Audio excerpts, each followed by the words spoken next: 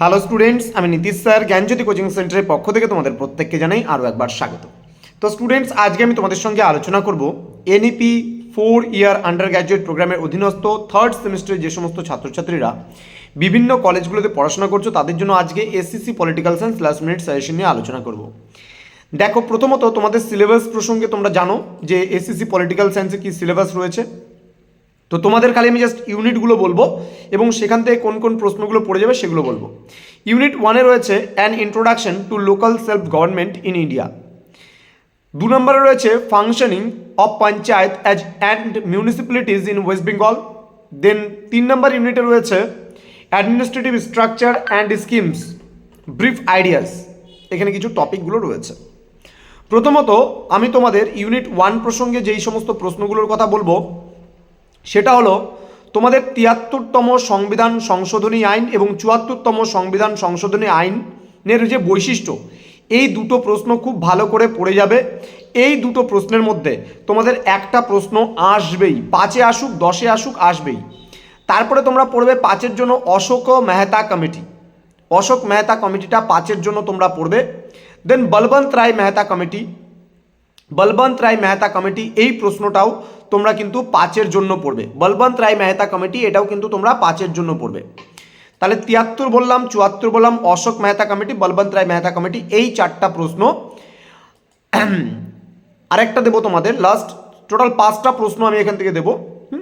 National commission of urbanisation, ঠিক আছে, এই প্রশ্নটাও কিন্তু 5-এর জন্য পড়বে। জাতীয় নগরায়ন commission.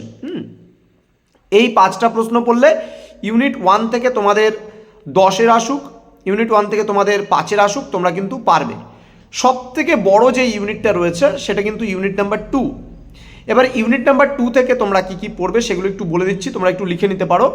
Discuss the functions of Calcutta corporations, মানে কলকাতা কর্পোরেশনের যে কার্যাবলীগুলো রয়েছে সেগুলো সম্পর্কে তোমরা পড়বে। 5-এর জন্য অবশ্যই পড়বে এটাকে।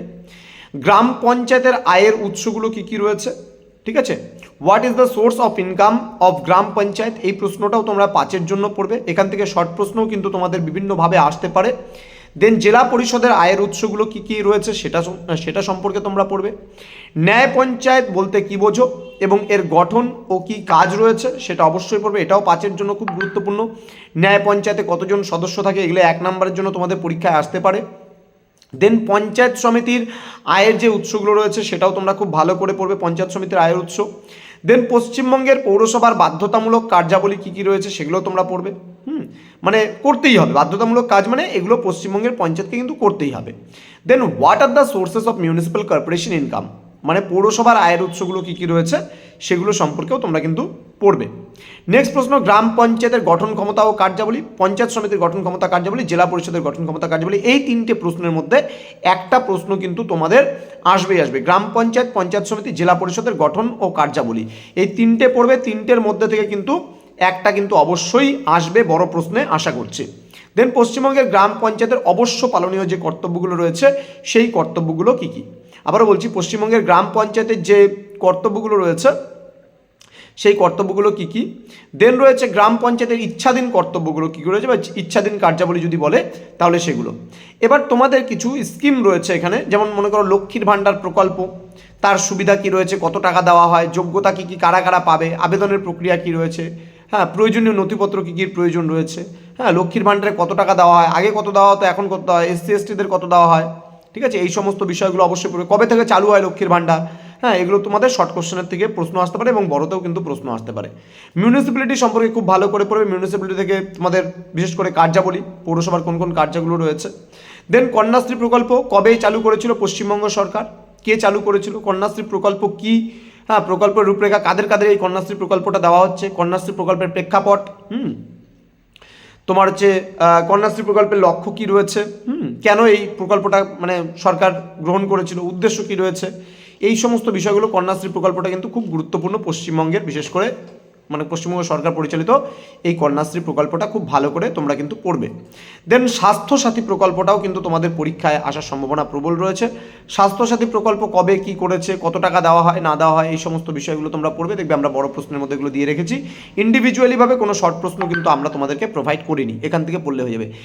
SUDA ঠিক আছে, SUDA সম্পর্কে টিকা পড়বে, এটা কিন্তু 5 নম্বরের জন্য আমরা দিয়েছি। SUDA কিন্তু অবশ্যই ভালো করে পড়বে, SUDAটা।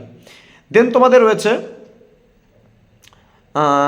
ইউনিট নাম্বার 3, ঠিক আছে, ইউনিট নাম্বার 3 রয়েছে। ইউনিট নাম্বার 3 থেকে তোমরা কোন কোন বিষয়গুলো পড়বে? ইউনিট নাম্বার 3 থেকে সবথেকে বেশি গুরুত্বপূর্ণ যেটা রয়েছে সেটা হচ্ছে MNREGA, অর্থাৎ Mahatma Gandhi national rural employment guarantee act. এটার পুরো নামগুলো তোমাদের আসতে পারে, কবে কার্যকরী হয়েছিল আসতে পারে, এর উদ্দেশ্যগুলো কী কী রয়েছে, এর বৈশিষ্ট্য কী কী রয়েছে, তারপরে তোমার হচ্ছে এর গুরুত্ব কী কী রয়েছে, বিভিন্নভাবে করে এখান থেকে কিন্তু প্রশ্ন আসতে পারে।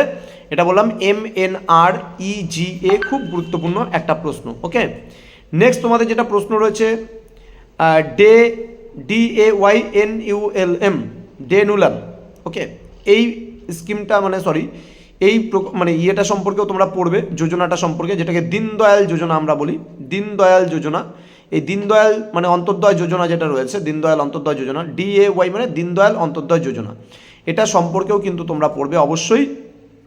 দেন আর একটা লাস্ট আমরা তোমাদেরকে প্রোভাইড করেছি DRDA, ঠিক আছে, DRDA, ওই বিষয়টাও কিন্তু তোমরা পড়বে ভালোভাবে, DRDA। এই কয়েকটা প্রশ্ন তোমরা যদি পড়ে নাও তাহলে কিন্তু তোমাদের অবশ্যই কমন পড়বে। জেলা পল্লী উন্নয়ন যে সংস্থা সম্পর্কে আমরা যেটা বলেছিলাম সেটাও তোমরা পড়বে, তাহলে কিন্তু হয়ে যাবে। 3 নম্বর ইউনিট থেকে খুব কম প্রশ্নই আমি তোমাদেরকে প্রোভাইড করেছি, তবে এগুলোর মধ্যে থেকে তোমরা কমন পেয়ে যাবে, এতটুকু আমরা আশাবাদী। কেননা 3 নম্বর ইউনিটে তোমাদের DRDA ছিল, SUDA ছিল, আমরা দিয়েছি MGNERGA দিয়েছি, নুলাম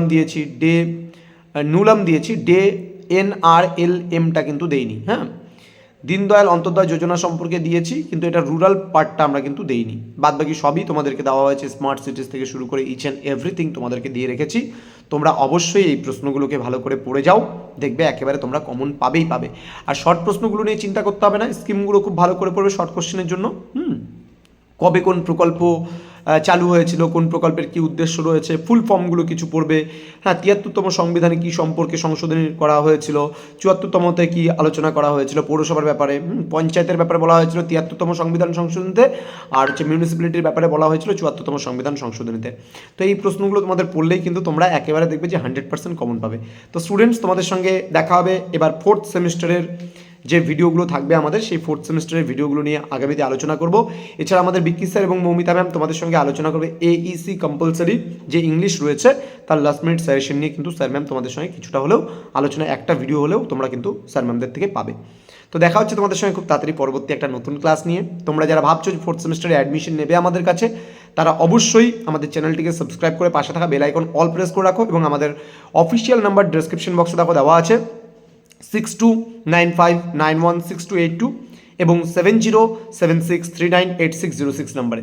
তোমরা যারা ভাবছো যে আমাদের সেন্টারে অ্যাডমিশন নেবে, তাদের কিন্তু আমরা কোর্স ফিটা এবারও সেম রাখছি।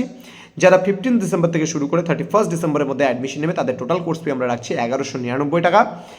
এবং তোমাদের যে MDC সাবজেক্টটা রয়েছে, যারা প্রথম দিকে অ্যাডমিশন নেবে তাদেরকেই কিন্তু আমরা MDC সাবজেক্টটা করে দেবো। লাস্টের দিকে কিন্তু আমরা MDCর কোনো রিস্ক কিন্তু নেব না। সুতরাং প্রথম দিকে অ্যাডমিশন হয়ে যাও, তাহলে কিন্তু আমরা সময় থাকতে সেই কাজগুলো তোমাদেরকে করে দিতে পারবো।